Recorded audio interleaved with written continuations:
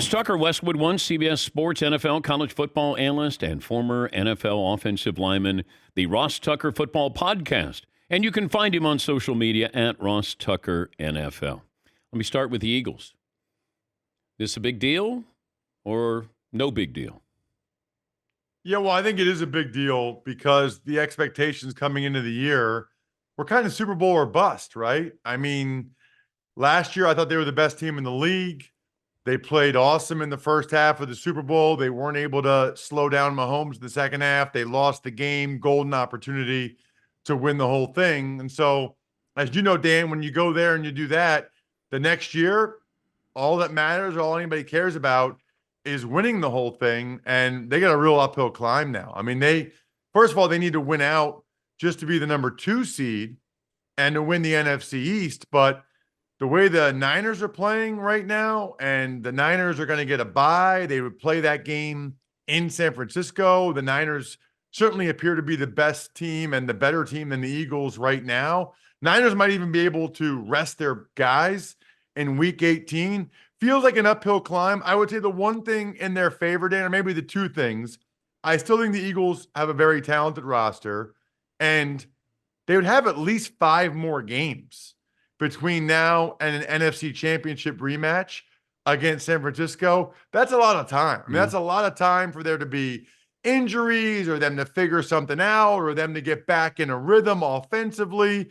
So the best thing they got going is probably just the time between now and a potential eventual rematch. Okay, what is the issue or issues with the Eagles? Several, actually. Number one, defensively, they're just not as good as they were last year. They're clearly worse at linebacker, clearly worse at safety. And they kind of knew those two coming into the year, Dan. Like, they lost all those guys in free agency. You know, they kind of knew that that was going to be the case. I'm not sure that they realized there would be a drop off a corner like this. So you lose your nickelback Avonte Maddox. That hurts.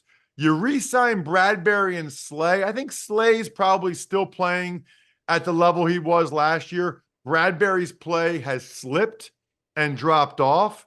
So that hurts. Slay's out now after he got his knee scoped. So they have a lot of issues on the back end. And frankly, they don't have as much depth on the D-line as they had last year to be able to cycle through those guys and keep them fresh and keep the pressure on. So I think the defensive issues are primarily personnel. Offensively, they have the same guys. It's the same guys. They're just not clicking. They settle for field goals. They turn it over. I thought Hurts got greedy a couple times with both interceptions. I mean, you know, that first interception, Dan, they're in Seahawks territory. I think, I can't remember if they were up by 4 or a touchdown at that point. It's first down. Yeah. It's first down in Seahawks territory, and you throw the ball to a covered receiver who's at best your 4th best receiver in Quez Watkins. Very disappointing if you're an Eagles fan.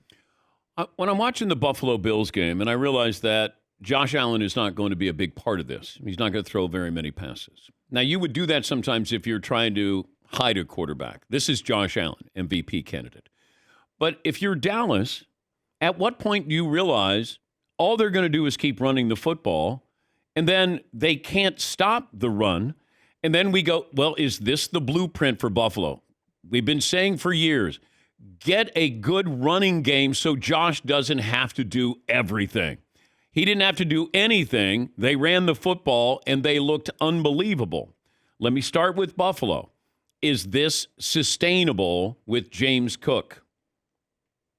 Well, I think certainly running the ball more than they were earlier in the season or with Ken Dorsey is sustainable. I don't know that they'll put up that many yards again or be that dominant, but it is funny. I mean, can you imagine if I came on your show last Friday and said, hey, Dan, I'm going to predict right now Josh Allen throws for less than 100 yards and the Bills beat the Cowboys by 3 touchdowns.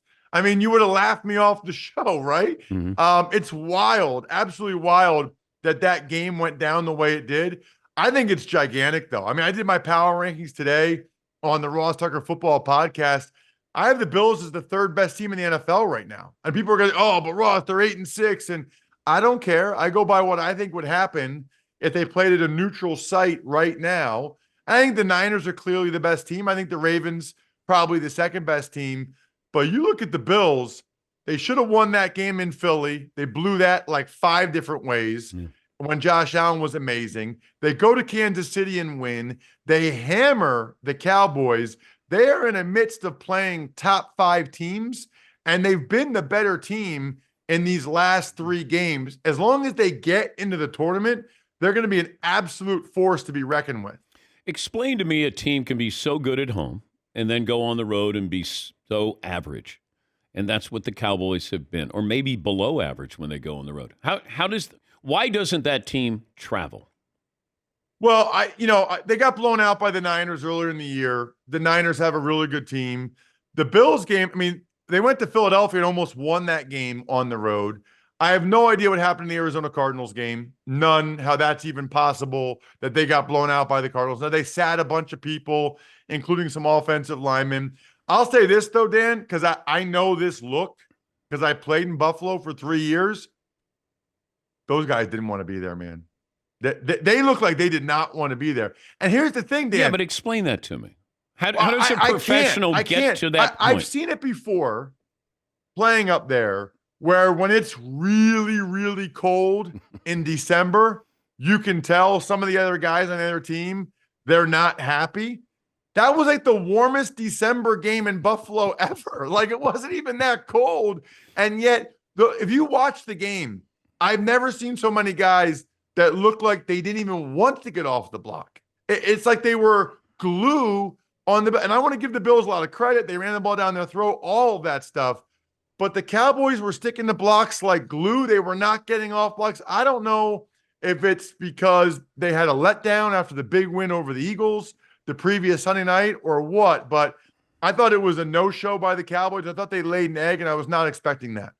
We're talking to Ross Tucker, the Westwood One CBS Sports NFL college football analyst, and his podcast, the Ross Tucker Football Podcast. You can find him on social media at Ross Tucker NFL.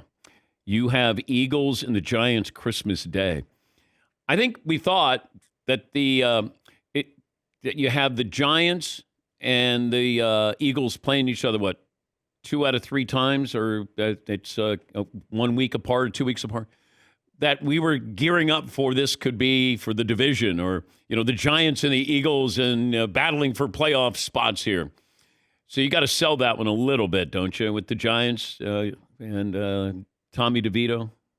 Well, I think that you even would have been able to sell it better if both teams had better performances this past weekend, right? I mean, even if the Eagles just win last night, then they're still in the mix for the number 1 seed, which they're really not anymore. And they're the front runner in the NFC East, and they still look like they got, they bounced back from 2 tough games. And for the Giants, there was a lot of excitement about Tommy Cutlets. I prefer, by the way, Marinara Mahomes. I think that's a better nickname for Tommy DeVito. But there was excitement about the Giants and how they're finishing the season. And then they went to New Orleans, and that game wasn't even remotely close. I think Dable will have them in a better spot on Christmas Day, but who knows? Ross, are you going to use the Marinara Mahomes? I've been during the game for sure. Okay. Yeah. In fact, I think I used it Saturday, previewing the weekend or something. No, on the Westwood One preview. Yeah. And my boss for Westwood One, Howie Dinneroff, texted me and he said, Marinara Mahomes, ? Like smiley face. So when the boss gives you the smiley face, Dan, that's like the green light to use it a couple of times during the game. All right. Tommy Gravy, for those, it's like Sunday gravy. If your wife happens to be Italian, it's not sauce, it's gravy. I've heard the passing paisano. It feels like his 15 minutes is rapidly Did you diminishing. see, Dan, did you see where tonight he was supposed to be signing autographs at a pizzeria for 10 grand? And they promoted everything, but then the agent called and said, well, now that he beat the Packers, it's 20 grand. Oh my so they had to cancel it because they can't pay. If that pizzeria is watching right now, I'm 2 hours from North Jersey. I will drive there right now for $1,500 and an extra large pepperoni. $1,500 extra large pepperoni. I will drive 2 hours North Jersey right now. I promise. Okay. So they doubled the price because he had a big win. But did they come back down to earth after he came back down to earth this past weekend in New Orleans? I don't think so. So here's the thing. Like, I get it if he has other opportunities now for 20 grand. And by the way, Tommy, if you're listening, I would take advantage of all of these opportunities because, as Dan said, this might be your 15 minutes. So this is like free money. But if he already committed to that one, everything was so positive. Everything was great. Now you have the loss. That's crappy. And now you have this family posting on like Facebook, he's not coming now. He wants twice as much money. We don't have the money. Like now you're getting in a bad spot where everything's not good with the family, Dan. No, I don't like this at all. All right, before I let you go, the NFL with over-punishing, over-fining these defensive players, the Steeler defensive back now out for the year, multiple accuser or multiple offender here, violations here. Tom Brady said Gardner Minshew put his receiver in a bad position. At some point, what do you do for the defense? How do you teach defense moving forward if you're in college or certainly in the NFL? Well, I think both things can be true. Like, I think what Brady said about Gardner Minshew putting Pittman in harm's way and a hospital ball, whatever you want to call it, that's a fact. I mean, there's no question about that. But that doesn't mean that's how DeMonte Kazee needs to hit him, right? And unfortunately, Dan, what I think you'll see even more of is guys going lower and lower and lower. So we're going to start to see more and more blown out knees, more lower leg issues. Because some of these guys are getting fined like 50 grand. I mean, yeah, but Pittman is going low, Ross. It's already a low throw. So what's the defensive back has to basically say, hey, go ahead and catch it. If you catch it, good for you. I'm not allowed to hit you. I can't even try to interrupt this play. That's not football. Well, I understand where you're coming from. That was a really ugly, dangerous hit. And I think they just got to try to teach him as much as possible to just go for the ball and try to punch the ball out. I mean, I think if you go in there and you're swinging at the ball or you're trying to knock the ball out, I think you're probably safe. If you're trying to separate him from the ball with a big hit, then you're putting yourself in harm's way. I'm not saying I like it, Dan. I'm just telling you that's why they're doing it. They're trying to eliminate ugly collisions like that. You have your helmets from your former team. Which one do you look best in? Like if you go get one of those off of the trophy case, do they still fit?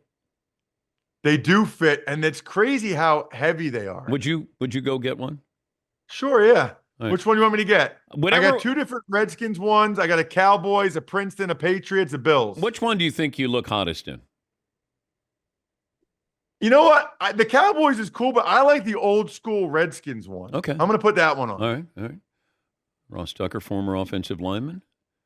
One of the larger heads in NFL history. They used to try to get me to do like the new helmet, but I have short arms, Dan. Yeah. So the newer helmet was lighter. And my first move when I went up to a linebacker was just to headbutt him. I was like, I don't want a lighter. Give me the heaviest helmet you have. What are you talking about? Ooh. It's a little stiff. Okay. All right. Man. Wow. You look. Imagine this coming at you. Whoa. Man. Imagine that, Whoa. Dan. It's a good thing there's a TV monitor in between us. A Zoom. Next time I come up there, I'll take on all four Danettes at one time. Do you think you I'm could a little beat bit worried up? about Marvin. Do you but think that's you okay. could beat I'll take up out all four of them. four? You could beat up all four Danettes at the same time? You know what's weird? I've lost 75 pounds, and I don't think my head's gotten any smaller because this is hurting my forehead. Like I'm getting a headache. Like this is not good. How did I wear this for like 3 and 4 hours at a time? He is going to be with you on Christmas Day. It'll be the Giants and the Eagles 4:30 Eastern kickoff on Westwood 1. Man, you are scary. Look at you. Reggie White would want nothing to do with you. Hey, remember this, Dan. Bruce Smith would only have 199 sacks if it wasn't for me. And how many did he end up with? 200. Oh, thank you, bud. Merry Christmas guys. to you. Thank you, Ross. That's Rossington Tucker. Always good to talk to you. He's a knucklehead. I saw all those helmets, and I thought, you know what? Let me see if he can put one on. Yes, Todd? I'm concerned about him being able to get that off now. It's one thing to shove it No, on. I'm not concerned about him getting it off. I was concerned about him getting it on. We should have tried to have him get it off on Zoom. That should have come off. Yeah.